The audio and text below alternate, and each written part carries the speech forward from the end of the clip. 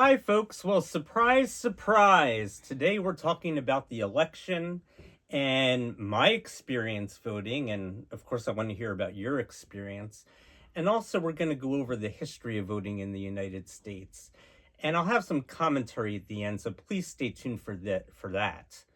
But this was a massive, mammoth victory for Donald Trump in this election. The margin was by millions in the popular vote, which we predicted here on Mr. K Tutor Club. And of course, he won 312 electoral votes in the Electoral College, which officially, of course, makes him the once and future president of the United States. So, how did the voting go? It went amazingly uneventful, is the best way to put it, I think. We waited for an hour. In the last video, we were just getting out of the car. And that was from start to finish. It wasn't a 4-hour line. Please, again, in your comments, if it was for you, please let me know. I would be interested in that, where you are. But for us, it went along smoothly. Yes, some people were talking to each other. Maybe they knew each other, like obviously my wife and I. But it moved methodically and it was relatively quiet. People kind of just minding their own business and they were there to vote. And so we get into the polling place itself, into the gym, and I recognize certain people, a coach that's local, I recognized. Most people I didn't recognize from the community. There were 3 separate lines that you saw for the booths that people were waiting in, and you got to choose whatever line you wanted to go in. And the polling people, I just want to say, were extremely professional. You couldn't tell who they supported at all, right? That was not their function anyway. And they were great. It was very friendly, in the sense that no one was being disruptive. It wasn't loud. It was like being in a supermarket waiting for your turn, except you weren't in a hurry necessarily to get out because you knew it was going to be a little bit of a wait. And you were there because you wanted to be there and do your civic duty, right? We are a democracy, and this was democracy at work. This was all kinds of people. Yeah, younger people, of course, you had to be 18, but all colors of people, different hairstyles, people who honestly in our community speak different languages, all there to cast their vote for not only president, but all of the candidates. And so we were ushered to where you sign your name in, and you do that on a computer and also on a paper ballot, which you brought with you to the ballot. And so we picked our line, and, by the end of about an hour, you're in the ballot booth. And there were 2 per line, I guess, so it would move a little quicker. So how was it in there? And how did it compare to other experiences I've had? Well, my first election when I was 20 in 1992 was the George W. Bush, Bill Clinton, H. Ross Perot election. And I knew people who voted for H. Ross Perot, believe it or not. He got 19% of the vote that year. The candidate I voted for, George H.W. Bush, lost, and Bill Clinton won. But we pressed levers back then, and there was a submit lever. Then in other elections, you pressed a button and hit submit. This was different this time. There was a touch screen, and it was explained before you went in, although I don't think I fully understood it for some strange reason, was that there would be a paper ballot you would get at the end. And I didn't realize this for some reason. Like, I didn't hear it correctly. So I go in and, it's the touch screen. So on the first screen, I'm pressing the button for the candidates for the federal offices, president, vice president, senator, congressman. And then I'm thinking that's it, but it has a next button. So I hit the next button, it goes to another page, and those are your local officials. Now I'm playing musical chairs with this because bad on me. I don't know who's running locally. I never checked into it. So I just going that I don't know. And then I'm expecting a submit button. Well, there is none. There's a print button, which the guy did tell me. The poll worker did tell me. And I see this double-sided paper come out, and it was a long sheet of paper.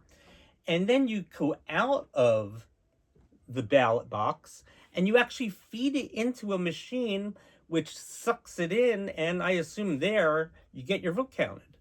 And then we left.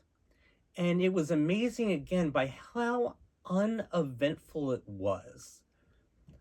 It was quiet. It was wonderful. Just like you're walking down your street or at any store. Nobody was butting in line. Again, nobody being loud.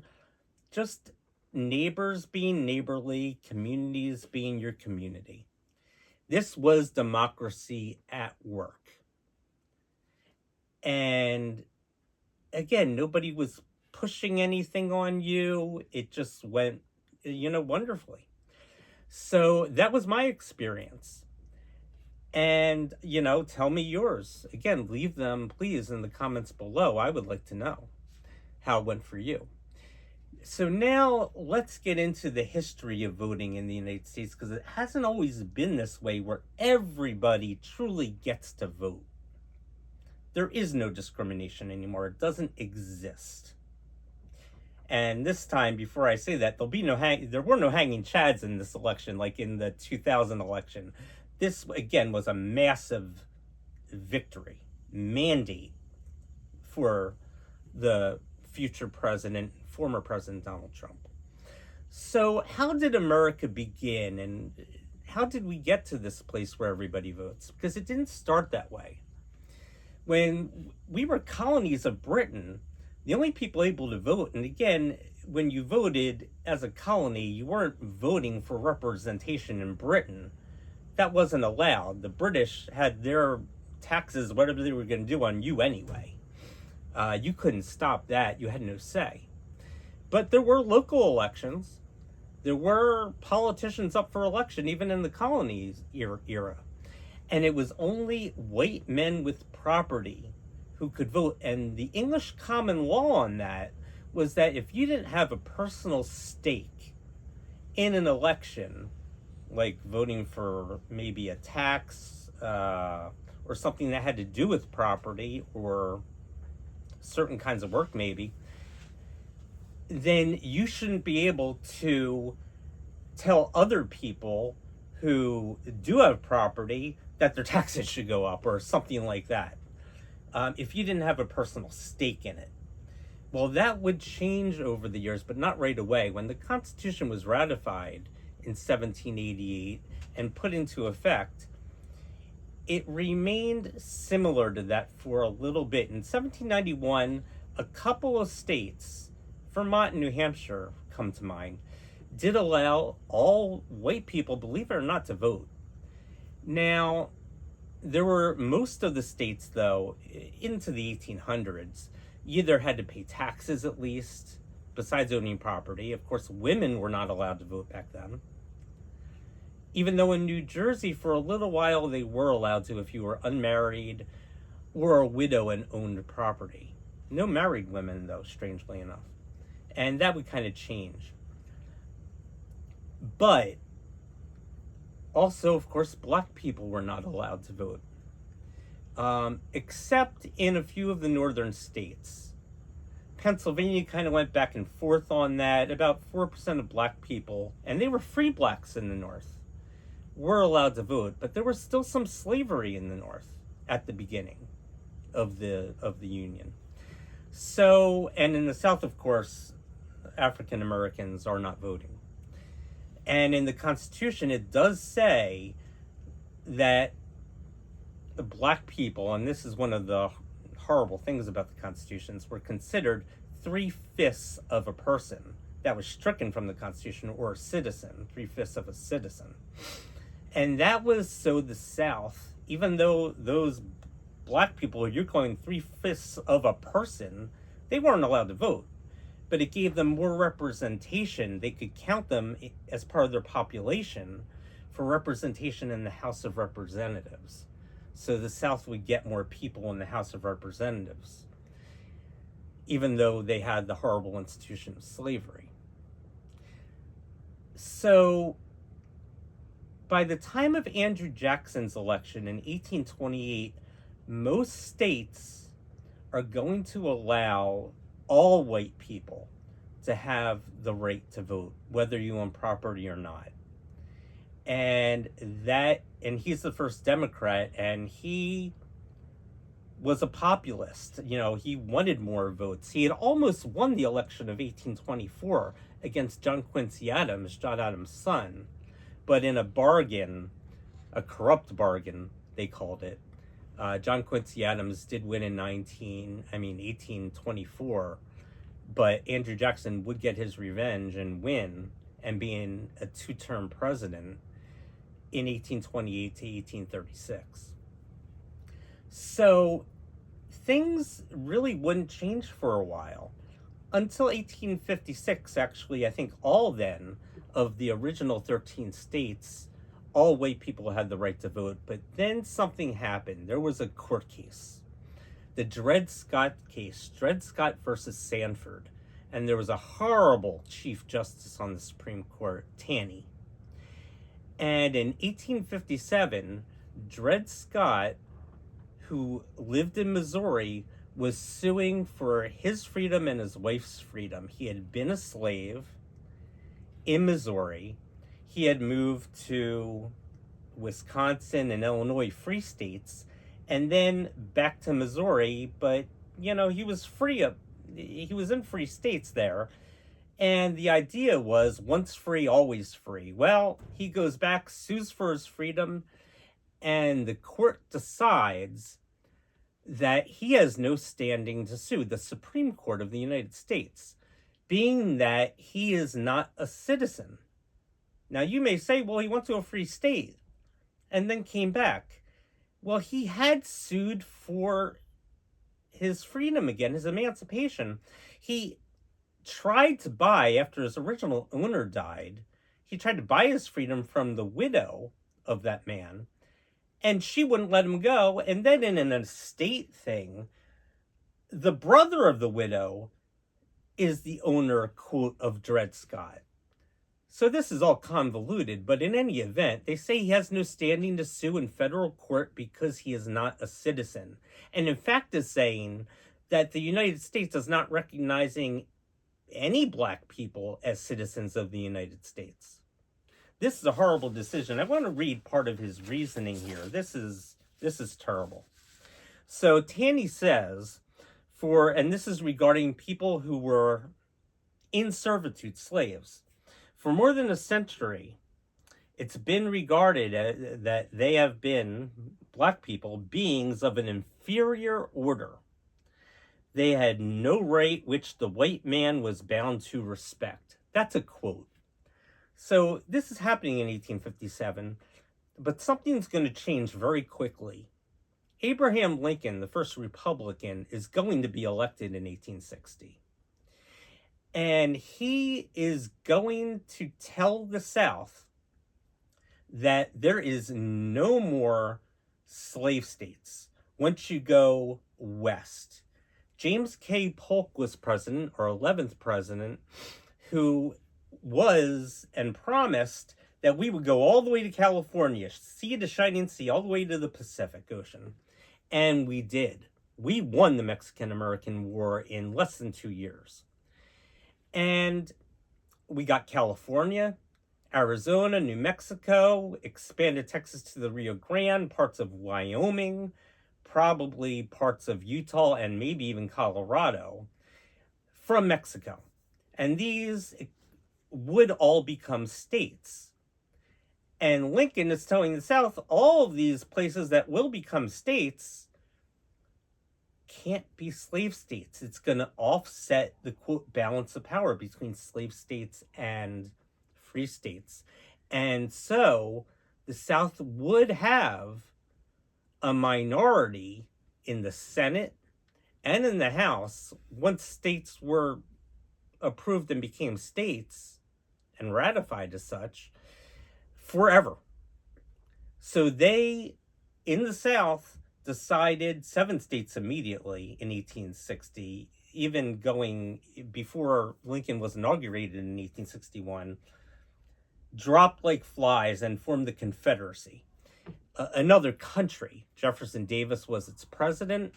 You know, it's hard to believe this now, but the United States was divided into 2 countries. Virginia would eventually join. Robert E. Lee famously became a commanding general for the South and won many battles in 1861 and 1862, going into 1863, all the way to the end of the war. Was a great general for the South. Stonewall Jackson, another great general for the South, who would die in the war. Now, the Civil War was not fought to end slavery in the South or to have black people become citizens. That was not what it was fought for. It was fought to preserve the Union. But it wasn't going very well, and this thing was dragging on and on. Lincoln thought this thing would be over in months, probably, at the beginning. But the South was doing very well, and we finally won a battle, and I say we, the North, the Union, in Antietam. And that gave the go-ahead for Lincoln to issue the Emancipation Proclamation, which in the rebellious states, it states that the citizens are free, the black citizens. They are no longer slaves. But this is unenforceable. There's a war going on. The slaves are not free. But this now, the North, not only was fighting to preserve the Union, but now this gave them a moral cause. We're going to free the slaves as well. And it also kept other countries, like possibly Britain or other countries, from helping the South, because now this was a moral war as well. It wasn't just to preserve the Union. And it went on until 1865, the Civil War, and its total war. Ulysses S. Grant is a great general in it. Sherman marches to the sea, and the South has to surrender. But Lincoln gets assassinated, and the slaves aren't necessarily just free because the war is over. Things have to be enforced. The U.S. military has to go down there, and it's called Reconstruction, and ensure that the slaves are going to be freed. So they passed the 13th Amendment, which forbids the South anymore from having slavery. It's, as an institution, it's over.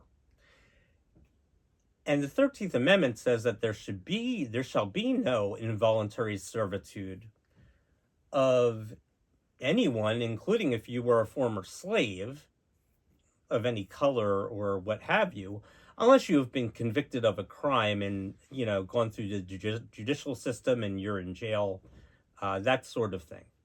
So it ends slavery, but it doesn't give black people the right to vote. So we have the 14th Amendment come, not in 1865, but in 1868. That also doesn't say explicitly that blacks have the right to vote, but it gives them due process rights, and it wants to hint at it. It takes until 1870, the 15th Amendment, for blacks to get the right to vote, where it says it in the actual Constitution. However, I want to mention another thing about the 14th Amendment. It talks about birthright citizenship, that if you are born in the United States, we're naturalized, you are a citizen of the United States. So black people officially become citizens, no matter if you were a slave before. Now, if it wasn't clear before, it's clear now. But the 15th Amendment specifically speaks on the issue.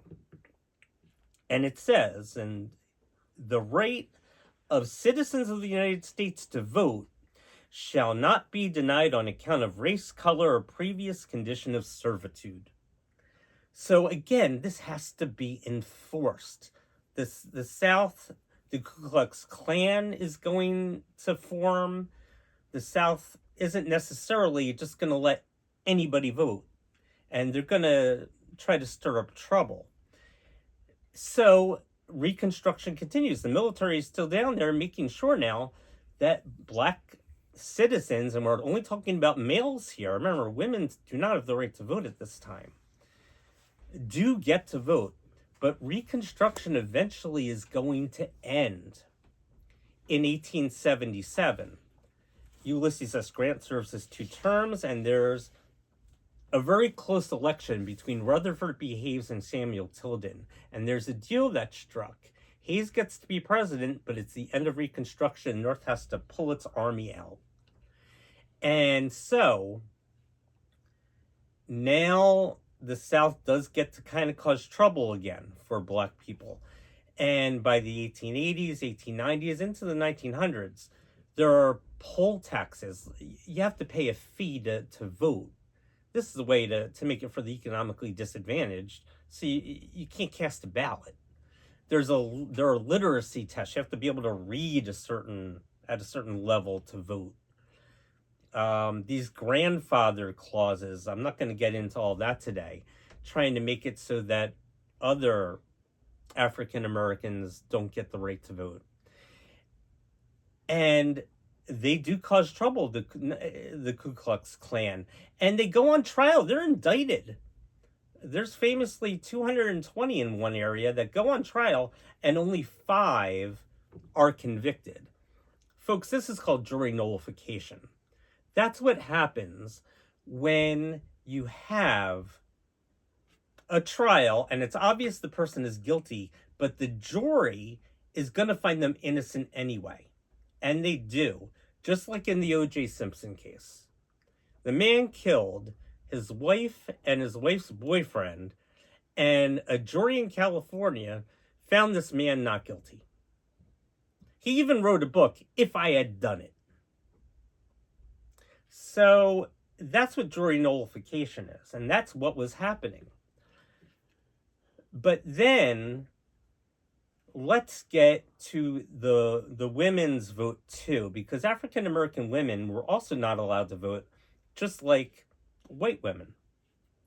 And that's going to change, but it's going to take decades and decades and generations from the time of Susan B. Anthony, who in the old days, in my lifetime, is on the $1 coin. She was a women's right suffragist for the vote. Elizabeth Cady Stanton, but this is going to take generations. It's going to take until 1920 when Woodrow Wilson will have Congress, and they get the 2/3 majority that you need in both houses of Congress and 3/4 of the states to ratify the women's right to vote, the 19th Amendment. And Woodrow Wilson, he didn't believe this the whole time. This is the 8th year of his term. This is after World War I is over. So it's like he was against it before he was for it. But he does have it passed, and it states, the rights of citizens of the United States to vote shall not be denied on account by the United States or any state on account of sex. So women now have the right to vote, and have for the past over 100 years. Now, in my lifetime, I've always thought, I used to think, well, this is just the way it was. Even in 1992, when I voted for the first time, or when I was growing up, I was born in 1972. I wasn't around during these times. I didn't know about it. But black people still had the issue of dealing until the 1960s of problems voting. There were still poll taxes. There were still literacy tests in some areas of the South, to be honest. And it takes Lyndon Johnson in 1964, after Kennedy had been assassinated, to get Congress, and it's with both parties are voting for this, to get a 2/3 majority again of the House and Senate and 3/4 of the states to agree that the 15th Amendment applies, that there can't be a poll tax. And as a matter of fact, the 24th Amendment states The right of citizens of the United States to vote in elections for president, vice president, or senator or representatives in Congress shall not be denied by the United States or any state by failure to pay poll tax or other tax. So poll taxes are done now, but again, it has to be enforced. So federal officials are going to have to make sure that this really goes through. So he also passed the Voting Rights Act of 1865, which also outlaws the literacy test. So this is now done. There are modifications made now along the way. That ends in 1982. But everyone can now vote. There is no discrimination allowed now in voting. And as a matter of fact, it's not even 21 years old anymore by the time I'm born. In 1971, 18-year-olds get the right to vote in the 26th Amendment.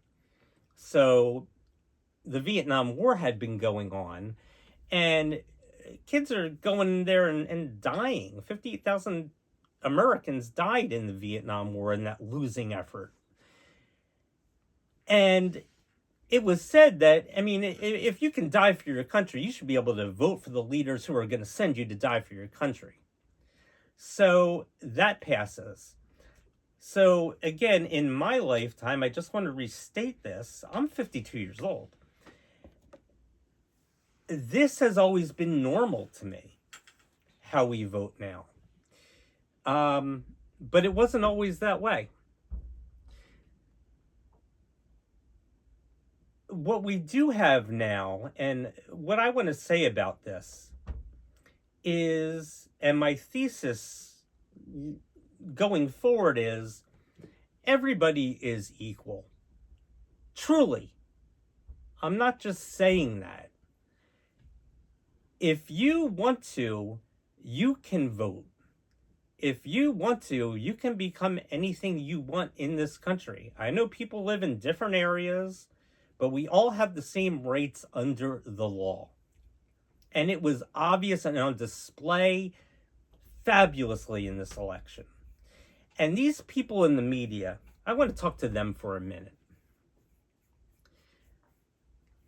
This country is not divided. I saw that voting. I've seen it every time I voted. Never waiting an hour, usually is like 5 minutes. But people are just people going about their daily lives. That's what I saw. And so many people were there, and some people, of course, didn't vote because they just go with the majority, and you can do that too. I have people in my own family who just don't vote because they have other things to do with their lives, to be honest. So my theory is that the MSNBC, CNNs, if you want to include Fox, fine. But this idea that we're so divided as a country just isn't true in real life. We are neighbors, we are communities, we are just people going about our daily lives. Every day, really. So, Joe Scarborough, Mika Brzezinski, Colin Kaepernick not wanting to stand for the Star-Spangled Banner. Let me tell you something. This country is free. There are billionaires that are African Americans now, women, everybody. You can do what you want in this country. And you should be proud of that and how far America has come. We have come a long way, and it's time for the race hustlers, to be honest, like Al Sharpton, to stop with the division. Every time somebody gets killed by the police, whether it's George Floyd or something happens to Rodney King and there's a riot, you're not helping this country. You're hurting this country. This country really is one country. I want to say it correctly. U pluribus unum, out of many, one. Well, we are one country. The democracy worked. We voted as a country. We elected a president who has also been a former president to a second and final term he will ever have as president. Donald Trump, and good luck to him and the country, more importantly, and J.D. Vance as the Vice President of the United States. The Republicans did flip the Senate, so the Republicans hold the Senate and they will hold the House as well. And guess what? In 2 years, there'll be elections for Congress again. In 4 years, there'll be an election for a new president. Michael out, but remember, history happens every day.